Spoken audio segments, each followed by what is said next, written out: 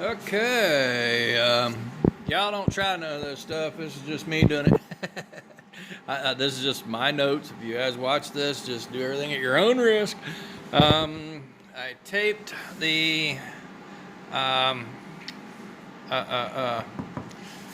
VIN number, and I was able to sand right over it because it's actually got a little recess there.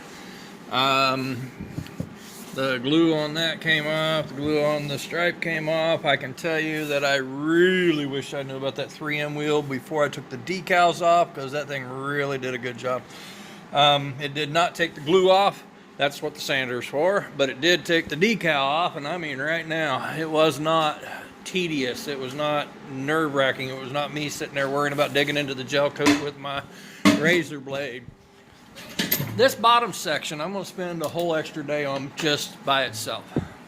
And the reason is because this is where I started, and I made some mistakes when I did it. And it's going to take extra time to fix that. But if you look right here, you'll see scratch marks going up and down. Those are from the belt sander, because I did not want to waste half my life getting the gel coat off, back when I thought I had to take all the gel coat off, which was mistake number one. So I'm going to have to get the sander out and sand on it long enough to get all that out. Now, I wondered about these cracks, okay? These cracks right here are going to print through if I don't do something about them.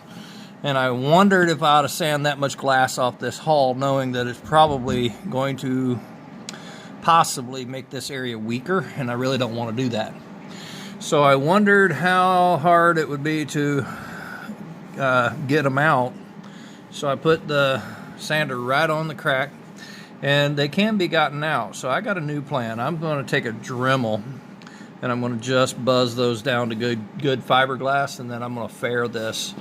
I possibly might add a layer of 1708 and then a layer of chop strand matte over the exterior. I have not made that final decision yet.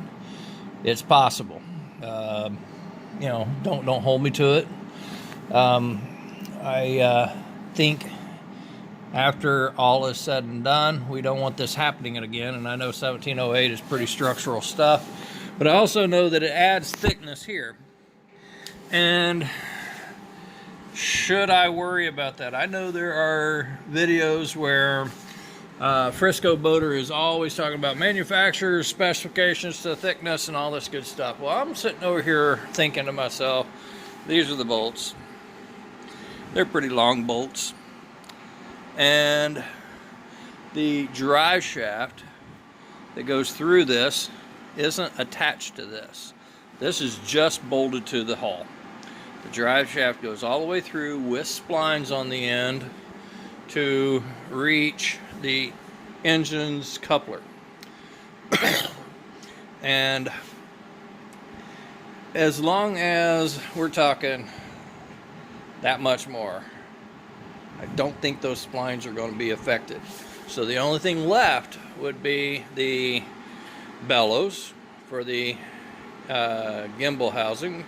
I mean, the bellows for the gimbal bearing, which are flexible, and the bellows for the exhaust, which is flexible. This shift cable is flexible. These trim hoses are flexible, and I don't think me adding 1/8 of an inch to the outside of this hull is going to affect that in any way. I don't. So it's possible that I will do just that. I've considered it from the first time I sanded it down. I've thought about it, and the more I get into it, the more I'm starting to like it. It's entirely possible that I will put 1708 over the back of it for structural strength, one layer, and then one layer of chop strand matte over that for sandability, to lose the weave, if you will.